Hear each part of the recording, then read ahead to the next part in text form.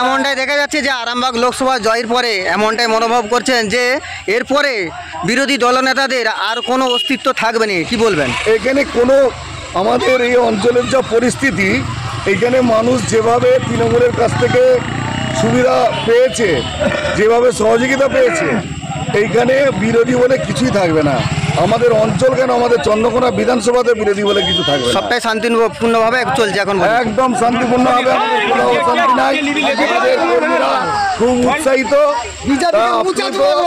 তারা আপ্লুত, তারা খুবই আনন্দিত। আমরা সুস্থভাবে আমরা মিছিল করছি, হাঁটছি, আনন্দ করছি। কোনো কটূক্তি নাই, কোনো বিরোধীকে আমাদের কটূক্তি নাই এখানে।